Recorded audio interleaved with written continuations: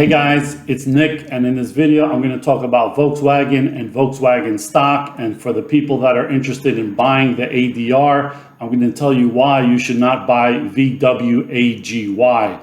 So I'm going to explain the difference between the German shares, the American shares, what an ADR is, and why it might not even be a good idea to buy either of them and buy Porsche stock instead.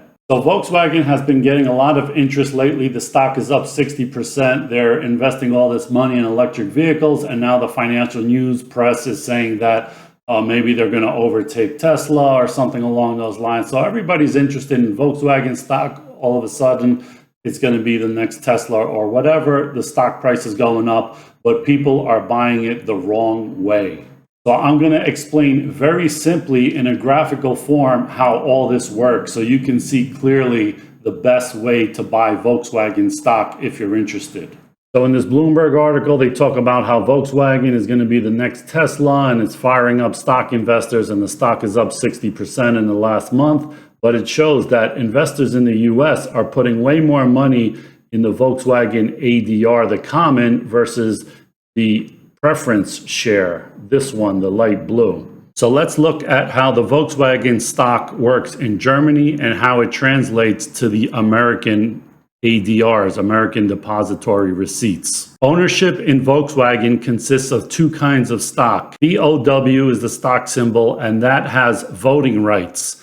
And then there is VOW3, which is called the preference shares, which are non-voting rights. And these are exactly the same, except that in Germany, preference shares is different than preferred shares in the US.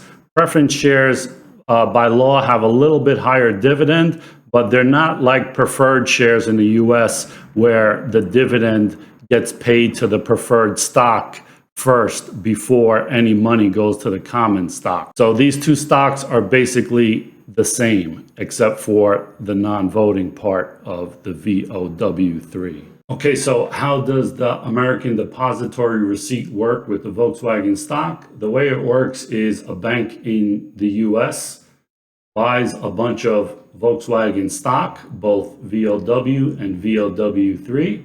So they buy this stock, the German stock, and they deposit it in some kind of trust or whatever, and then they issue American Depository Receipts on the US stock exchange. So the VOW voting stock becomes VWAGY voting stock ADR in America, and the VOW3 non-voting stock becomes VWAPY non-voting stock ADR on the American exchange. So one share of either of these stocks represents the same percentage of ownership. So this stock equals this stock equals this stock equals this stock. So if everything is the same, why would you pay more for this one versus this one? You wouldn't, right? Well, that's exactly what American investors are doing. They're buying a whole bunch more of the VWAGY instead of the VWAPY. So this is the trading volume of all the different kinds of shares. And you see in Germany, the preference share, VOW3, has more volume than the ordinary. But in the US, the ordinary has way more volume than the preference share, and that affects the price. So here's a look at all the stocks. This is the German common. This is the ADR of that. This is the German preference and the ADR of that. And it's like the tail is wagging the dog because all the Americans are buying the VWAGY, which is making the German common go up because of arbitrage. And so the German common as well as the ADR are higher than the preference shares by a lot. You see, this is 280 euros, this is 227 euros. And just so there's no confusion, the American ADRs are 1/10 as big as a German share. So the common in Germany is 281 euros. When you factor out the euro to dollar conversion of 1.179, so you would multiply that by 281, you would get 327, but since this is 1/10 of a share, it's 32.80. Same with this as well. So looking at the price difference between the two ADRs, it's like $6, which is like 22% difference from 26.77 to 32.80. So why in the world would you buy VWAGY versus VWAPY when they are exactly the same?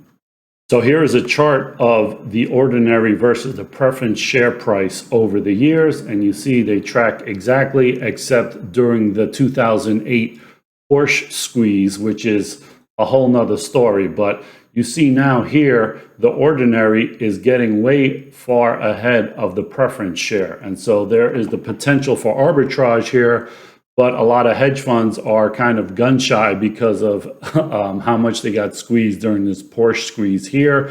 And there's not that much shares in the float because Porsche owns a whole bunch of Volkswagen, as well as one region in Germany, and I think a sovereign wealth fund in the Middle East or something like that. So there aren't that many shares outstanding. So a lot of people are weary of trying to short the ordinary and buy the preference, knowing that they will eventually come back to being the same value. But what can happen in the meantime, you know, with what happened with GameStop and stuff, a lot of people are weary of being short because crazy things can happen in the meantime before they go back to their normal trading value.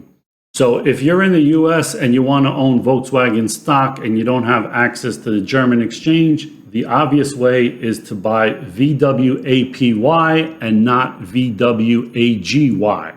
However, if you want to be really clever and take the route that Michael Burry is doing, you would buy Porsche SE, the German holding company that owns 31.3% of Volkswagen.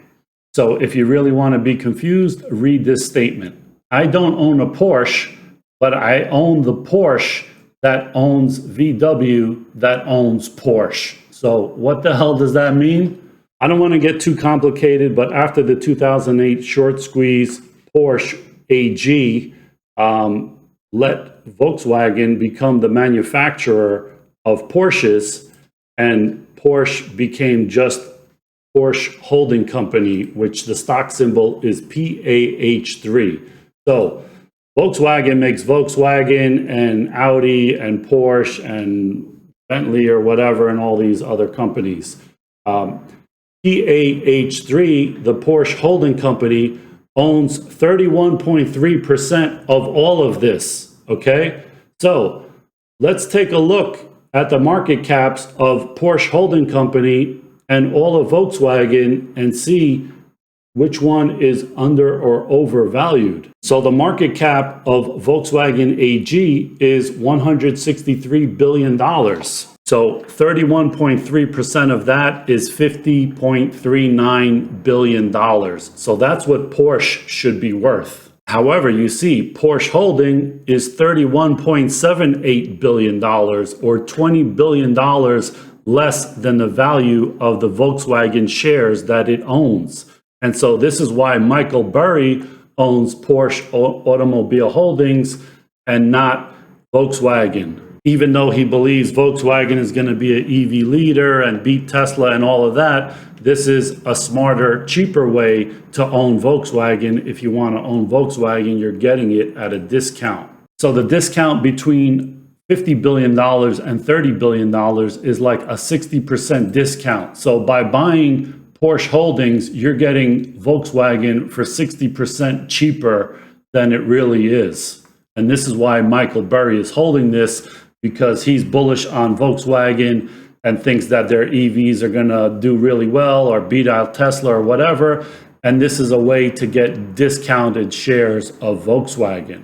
So if you want to buy Porsche Holdings but don't have access to the German stock market, how do you buy it? Same way as with Volkswagen. There is an ADR. So a bank in the US bought a bunch of Porsche Holdings and now created the POAHY stock symbol, and that's the American Depository Receipt that you can trade in the US. So guys, I'm not saying you should or you shouldn't buy Volkswagen or Porsche Holdings stock, but if you want to buy Volkswagen, do not buy VWAGY, buy VWAPY.